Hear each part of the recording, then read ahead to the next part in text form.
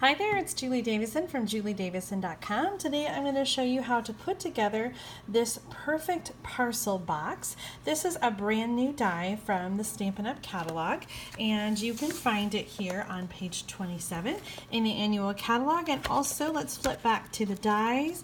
It's also on page 194.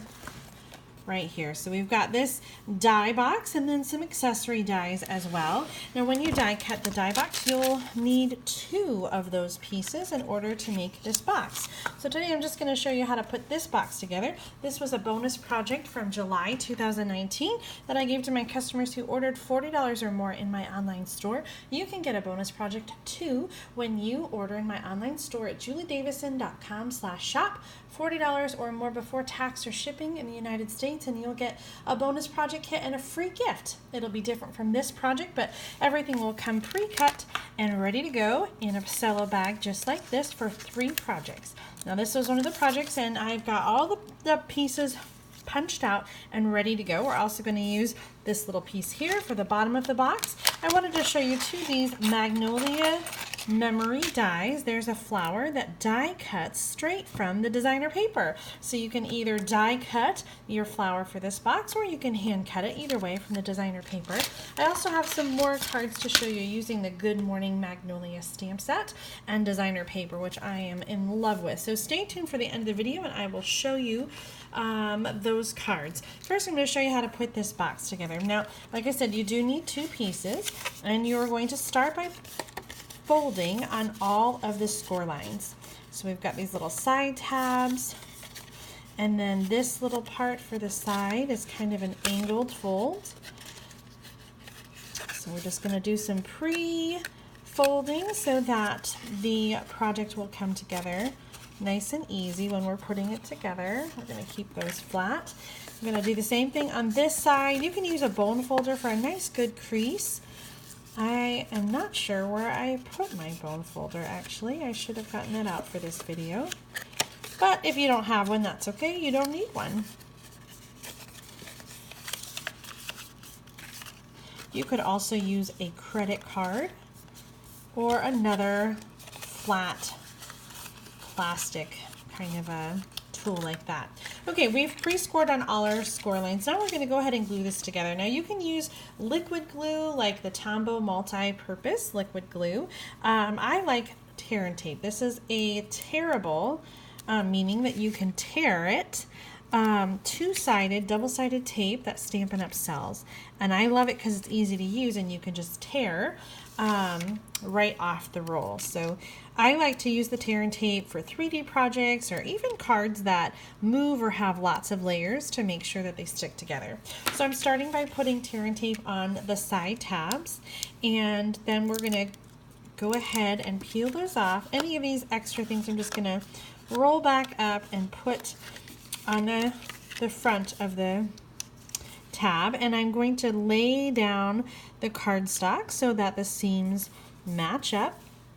And then if we fold our box on the score line, we can go ahead and just flip this over to keep it flat and do the other side of the box. So now we have a box formation. Now I have to admit I am a little bit confused as to how the bottom is supposed to fold up. So just kind of do your best to put those flaps together, but I think it needs something a lot more sturdier than just some flaps. So I'm going to use some tear and tape on another piece of cardstock, and I should have written the measurements down for this. I'll add it to the video description so that you know what size I'm using. It's approximately 2 inches by, my guess would be 3.5 inches, but I will put the exact measurement in the video description. So when you're watching this, you can just go ahead and look for it there. So I'm going to put tear and tape on all edges of this piece, and then I'm going to cover up all that crazy little seam. So it doesn't matter. We're going to make it look nice and pretty with one piece here. Just give it a nice push.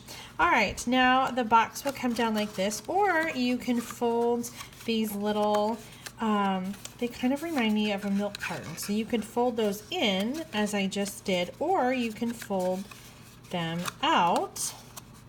And the idea of the parcel box is that then they will tuck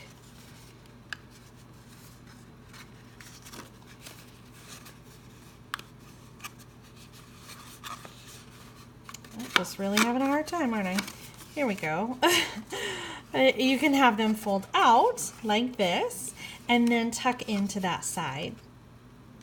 So just a gentle little tuck into the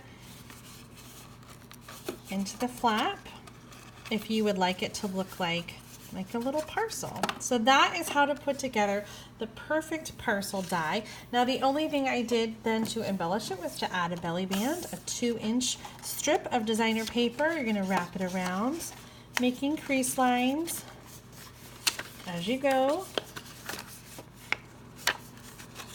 And then you're going to glue it over itself. You can trim off any excess. I added some punches here, and then we're going to die cut the flower and add the linen thread.